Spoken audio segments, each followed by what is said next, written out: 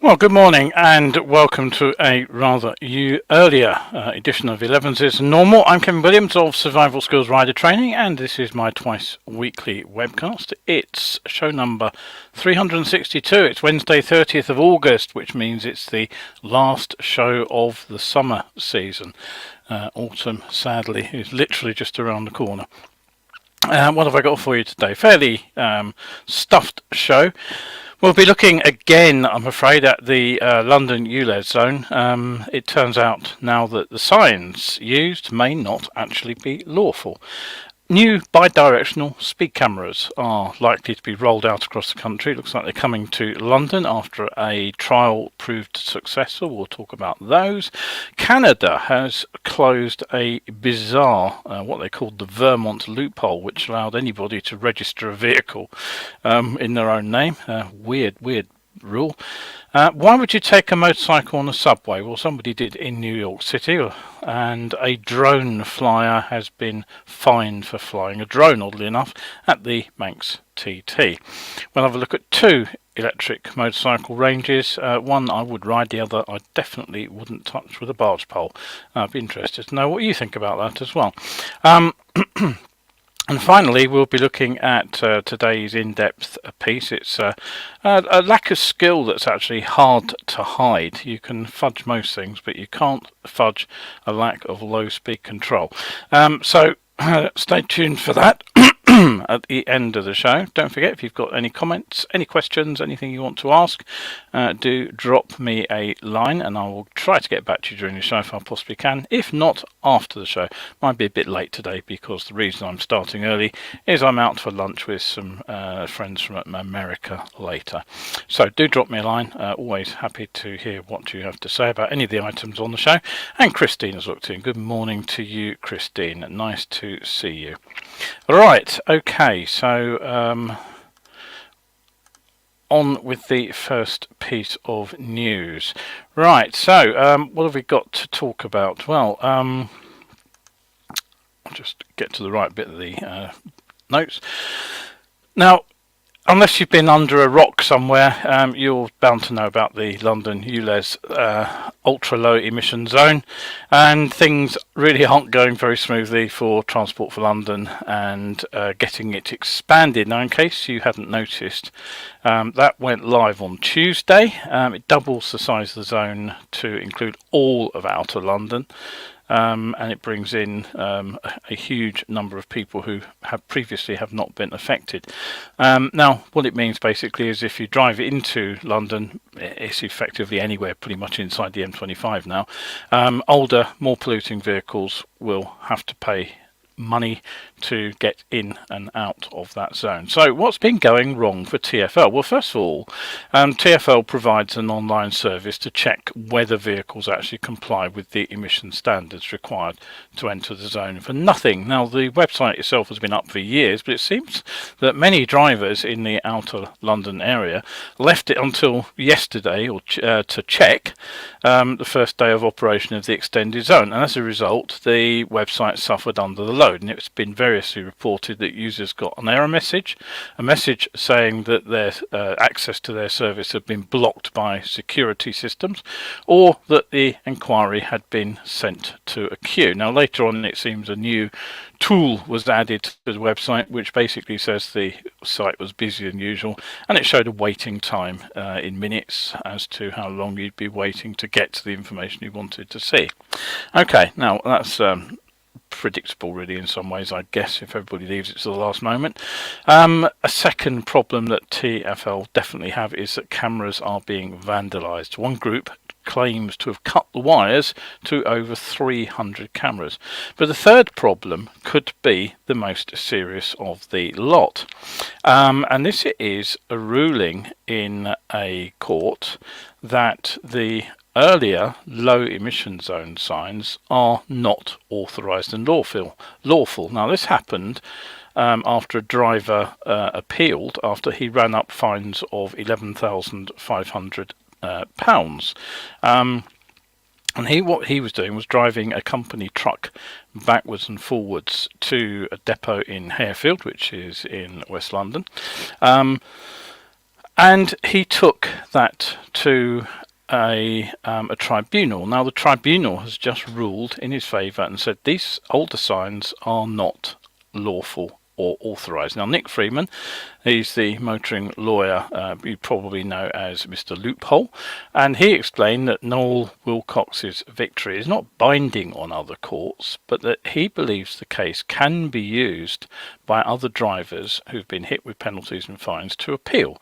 And he said, in my view, there is insufficient information on the signs and they don't comply with the necessary regulations. Now, YouTube's black belt barrister, that's Daniel Shen Smith, I should say, he has also commented on the case yesterday, and he explains that the finding is what's known as persuasive, which means that it can be used in other cases when they come to consider their own verdict. And he says that whilst the ruling applies to the older LEZ, London Emission Zone signs, let's just have a quick look at that picture in a little bit more detail. There it is, you can see what it is. The reason the challenge was successful was because the signs lack vital information that must be provided to drivers. So basically he's agreeing with Mr. Loophole. And he says, interestingly, that the same lack of information applies to the ULEZ signs. Now TfL, they claim that these low emission zone signs were deemed lawful by the Department of Transport back in 2008, and they are saying that we're investigating why the correct evidence was not submitted. Okay, so the signs then for the ULEZ zone may not be legal. So what else is going wrong for TfL? Well, it seems that 6 of the 7 counties which surround the ULEZ zone, which now reaches, as I said, to the edges of Greater London, have refused to put up any signs.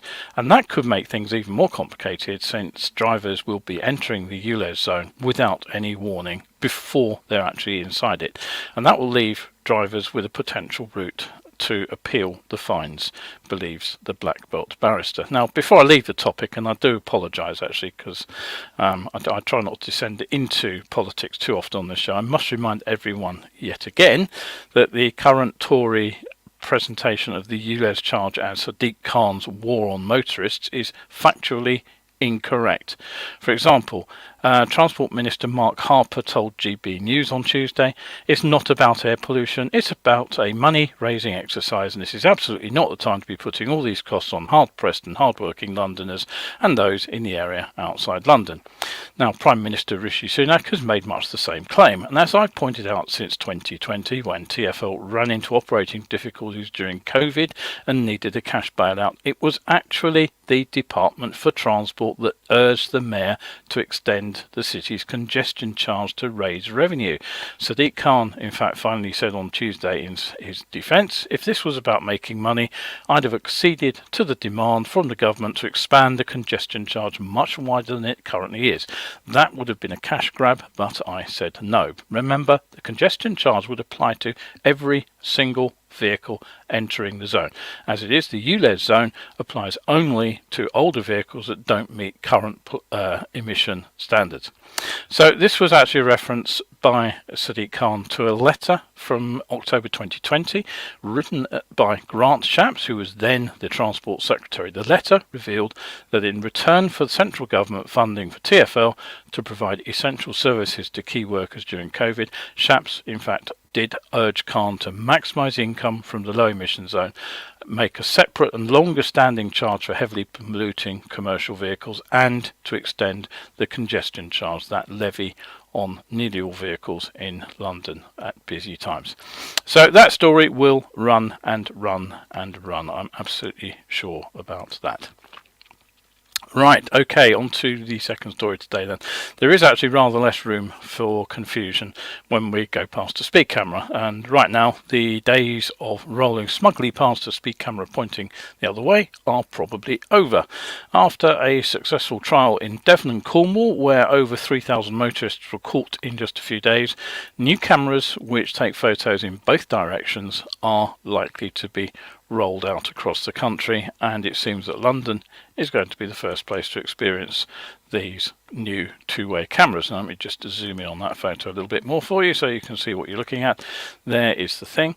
Now the report says that one of the pilot schemes was activated about 120 times a day in the first 2 weeks it was up, implying that there's more motorists being caught than a pair of regular cameras would catch. Now, assuming that there's no difference in reliability, assuming that the camera didn't go up in a different place, my guess is that most drivers simply failed to know that the new cameras were there, because compared with the familiar boxes on the pole, these are quite difficult to spot, I would say. The twin cameras are on a thin pole and they look very much like CCTV cameras. In fact, if I actually zoom in on the top of the pole, you'll see exactly what I mean. They just look like CCTV cameras, don't they? It's only that sort of faded yellow colour which tells you that you're actually looking at a speed camera. What else do they do? Well, they use infrared technology, so they don't flash, they work in low light, and so the first that most motorists will know about having passed one is when the ticket drops through the letterbox. Now the report makes the claim that 1 in 4 fatal collisions on UK roads are a result of speeding, and quote, shockingly, this means that over 2,500 people are seriously injured or harmed every year due to inappropriate speeding. Well, moving on from the pretty obvious question about what is inappropriate speeding, I don't know the answer to that one. The report also claims that fixed speed cameras have reduced the number of those killed or seriously injured by 50%, which seems fairly dubious to me. But if the aim of these speed cameras is to deter speeding and thus to reduce future casualties, doesn't making them rather hard to spot actually defeat the object? By the time the camera snaps someone, they've already sped past it. It's already too late. Gary Digva, he's the founder of the company called Road Angel, which ironically are a manufacturer of speed camera detectors. He said, quote, "The new cameras will make it will be able to penalise many more motorists than the old legacy systems are currently able to do." And surely that is not the aim of putting up speed cameras. It is to act as a deterrent, not as a punishment. But hey ho, what do I know? Right, now, faulty legislation isn't unique to the UK. The Canadian state of Vermont, hang on a minute, is Vermont's not in Canada, is it? I'll have to check that. Anyway, the state of Vermont, I will check where it is later, has just closed a bizarre loophole which allowed people to register a barn find and abandoned vehicle as their own. They could then just use that new vehicle registration and get a new title to the vehicle wherever they actually lived. Now, not surprisingly, it wasn't just old vehicle restorers who made use of the lax rules. It also allowed thieves an equally easy route to obtain titles to stolen vehicles. Even more bizarrely, it seems that cars registered or stolen in the US as well as in Canada were being re-registered with this fresh and legal title using this route. But it has been closed now, at least partly.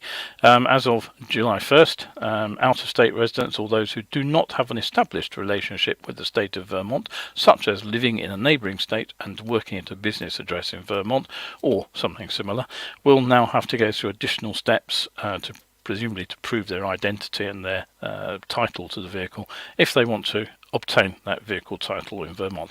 I will check where that actually is, whether it's US or Canada. The story said Canada. My geography is a little bit hazy. Maybe there is a Vermont in Canada too, but I thought it was in the US. Okay, alright, so staying abroad and in North America, this here is a chap who is for some reason has taken his motorcycle on the New York subway. They blocked the gangway, and other passengers, not surprisingly, got a little bit agitated about this. You don't generally use subway trains to transport motorcycles. So he got equally agitated and apparently told other passengers that they would have to use the alternative doors to exit the carriage because he wasn't going to move his motorcycle. Now, obviously, beyond the questions about just why he was carrying his bike on the the train. What made him think that was a great idea? My guess is that the bike may just have possibly have run out of power. If you kind of zoom in on the back wheel, you can see that it's actually a hub center electric motor. So it's possible that his bike had just run flat, hence putting it on the train. But the other question, which nobody seems to have asked, is how on earth did he get it onto the train in the first place? I mean, presumably you have to negotiate barriers. That's been my experience in the New York subway. And there would have been presumably staff around on the station wherever he got it onto the train. It's hard to believe that nobody actually spotted him and turfed him off, but there we go. Hey ho. Right, okay. Don't forget, set a reminder for these shows. They go out on Wednesdays, they go out on Sundays, and at 11 o'clock, that's the regular time. We're running a bit early today because I'm out for a lunch and I need to leave fairly shortly. And if you miss it live, you can always catch up on my YouTube channel. That's the best place to head. Survival Skills UK. Don't forget the all-important UK on the end there, or you will get somebody sharpening knives and Boy Scouts and that kind of thing. Right, okay, so at the Manx Grand Prix, Thomas Rudd, 25, has just been fined £3,000 after being found guilty to flying a drone within 1 kilometre or 0.6 miles of the TT course.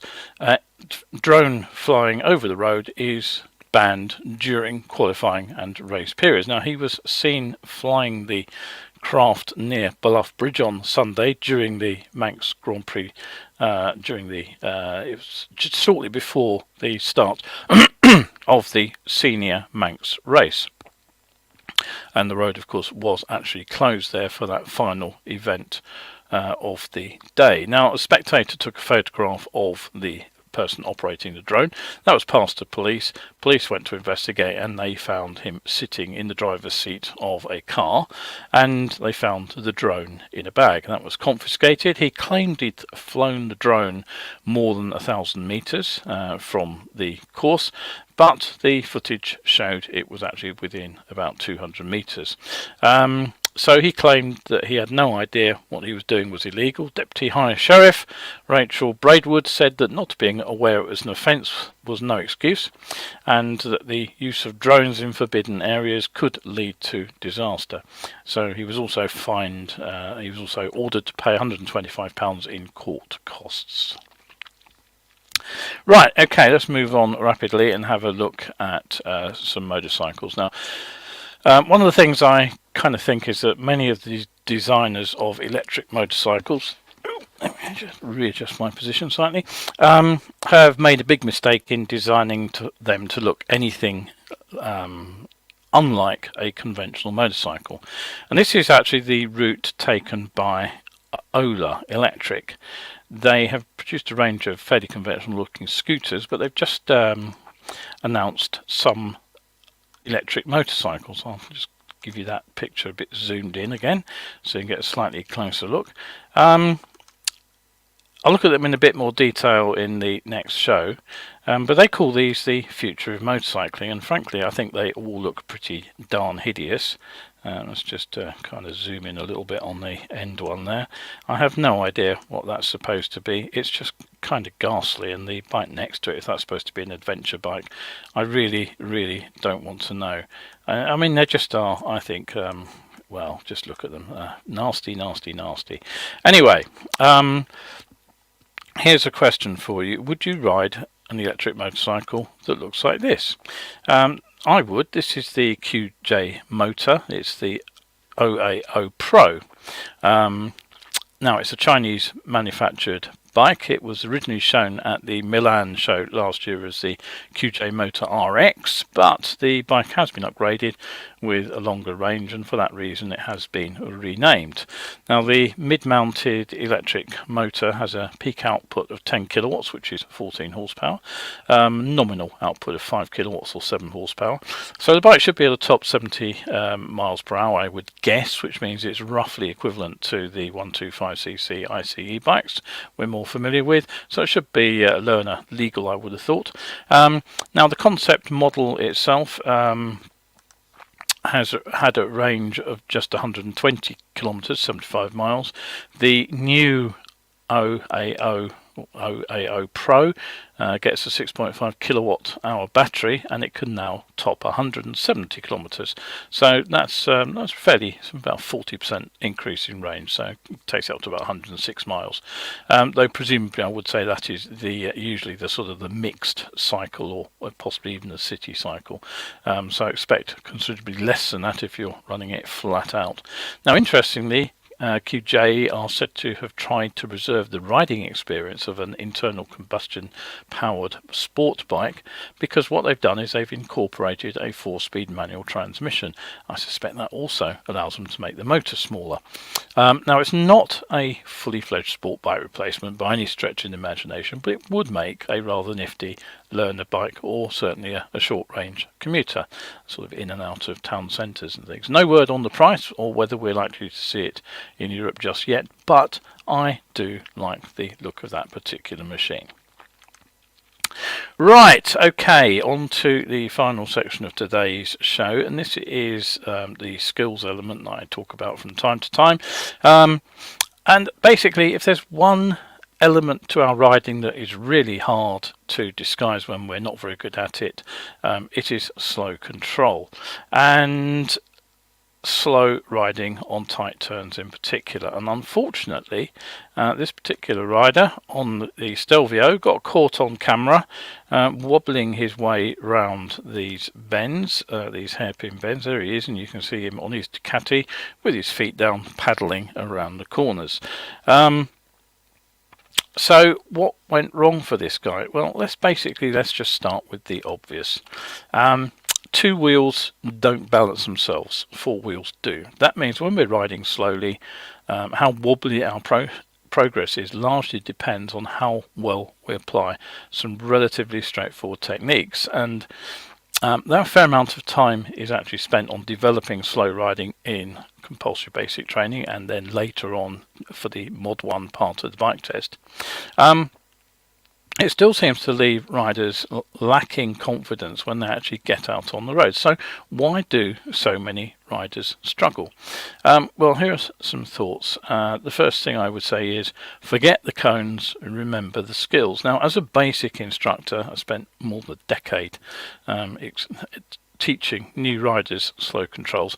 And one of the biggest issues that I had was getting trainees undergoing CBT, direct access training, to realise that what we were actually teaching was not just a car park skill for riding around cones to get a certificate or to pass the bike test, but were actually genuinely important skills that every single one of us will be using out on the road every single day of our riding lives.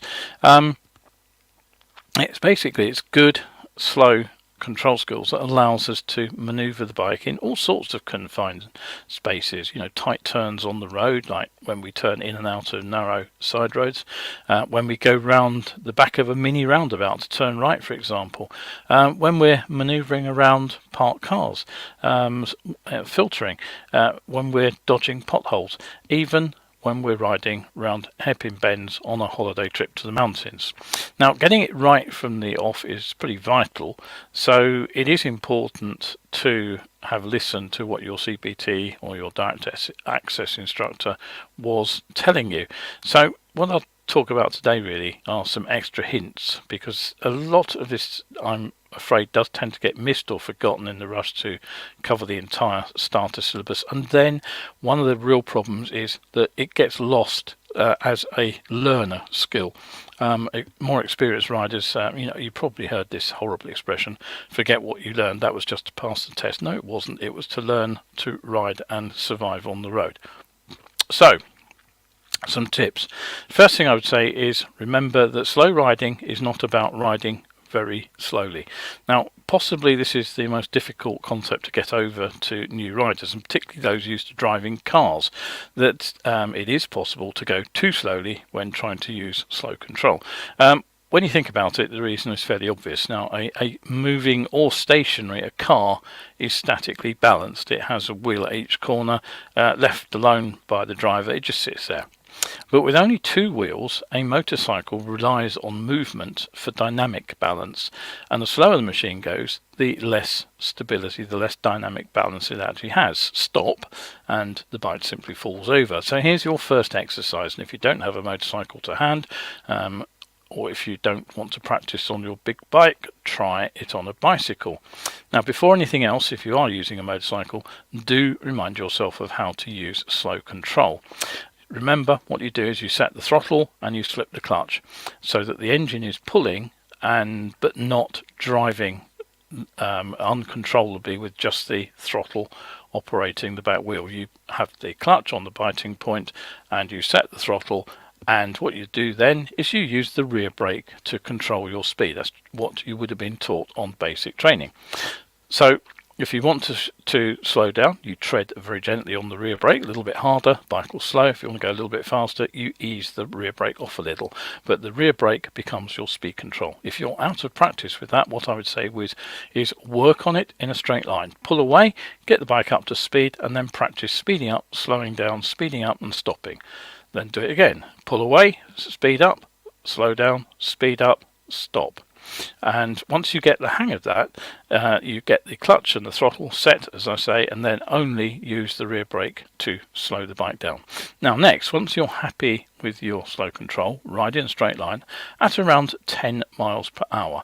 And what you should be able to feel is that the bike is more or less balancing itself with little input from you as the rider.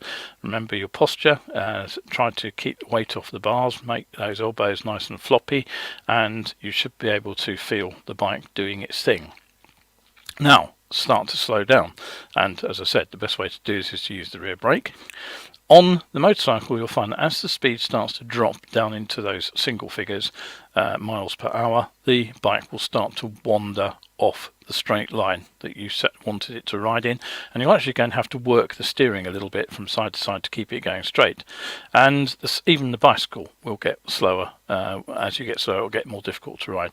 Now, by the time you're down to a slow walking pace, you'll find it very difficult to keep the bike going in anything resembling a straight line.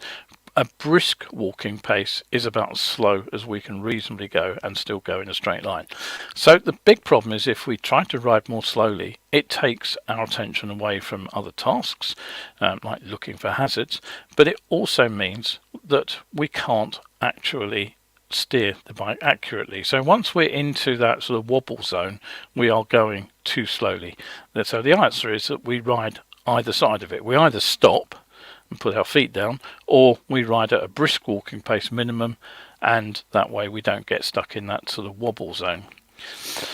Now, what's the next tip? Well, basically, if you don't lean, you won't turn. Now, I won't get technical with just why about this is, but cornering a bike again is very different to a car, except at walking pace.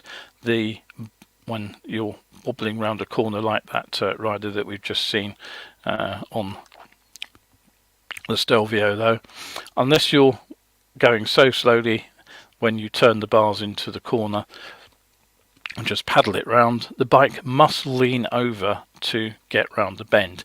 And this sensation, I'll be honest, is disconcerting to new riders. Some experienced riders don't like it particularly, and it's a real struggle sometimes for drivers from a car driving background to get used to the idea of leaning over to get round a corner. So gaining confidence and believing the bike isn't going to topple over as soon as the bike leans off the vertical is absolutely vital. So how do we do this? Well, don't forget, the first thing I would say is we need to know how to get the bike to change direction. And once again, we have to remember that the technique we use is called counter steering. Now again, I'm not going to go into this in detail, but unfortunately for years the DVSA have discouraged counter steering, and it's kind of left the trainees to pick up steering as they go along.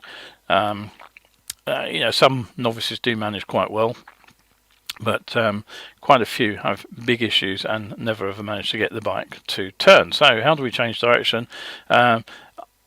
Again, I'll just stick to telling you what we do. If you want to turn right, you push the right handlebar forwards away from you. If you want to turn left, you push the left handlebar forwards and away from you. So basically all you need to know is push right to go right, push left to go left. What's rather more difficult is actually getting people to believe that this is how it works. Now, not surprisingly, a lot of new riders will distrust counter steering because it sounds bonkers, but I'm not going, as I say, I'm not going to go into detail on this because this is not the topic of today's tip. But they even bicycles steer the same way. If you get on a bicycle and you pedal up to some speed and then you very, very, very carefully push on one handlebar, you'll find that the bike tips in the opposite direction to the way you just pushed the bar forwards.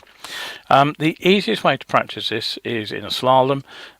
What I would suggest is that you get 3 or 4 old tennis balls, cut them in half, and you place them in a nice straight line on a wide open bit of empty car park, about 5 meters apart. That's about 6 long paces. And then all you do is you push your push left to roll left and push right to roll right, and you can find you can weave through those tennis balls quite nicely, and just repeat that until you can actually do it quite accurately.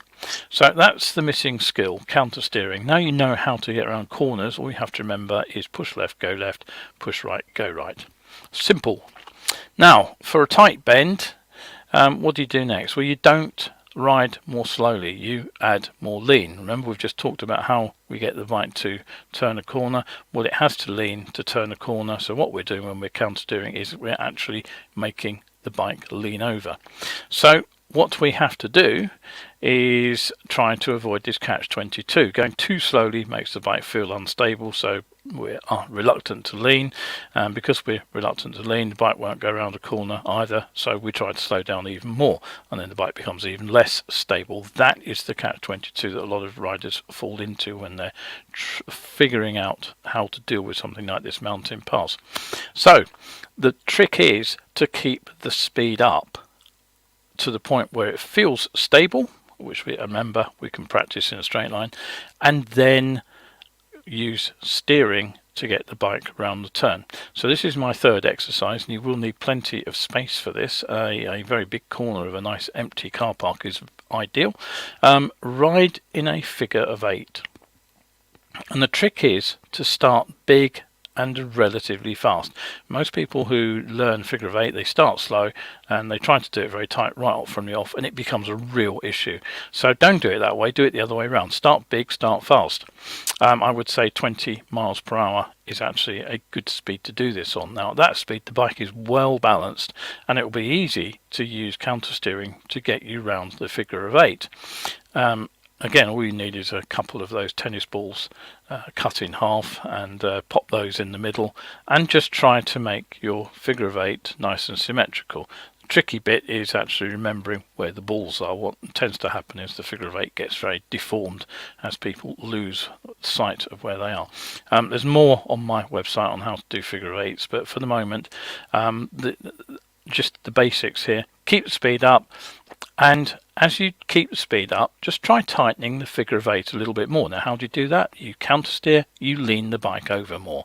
And what you'll find is, even though the bike is now leaning more than it was when you started, it's still stable. It's still going where you want it to do. That's the speed working. And once you can feel that, riders generally tend to find they're very much less reluctant to let the bike lean, and they'll stop worrying about the bike falling on its side, because obviously it's not going to. So this is how we maintain balance yet to turn tight. We add more lean angle without going more slowly.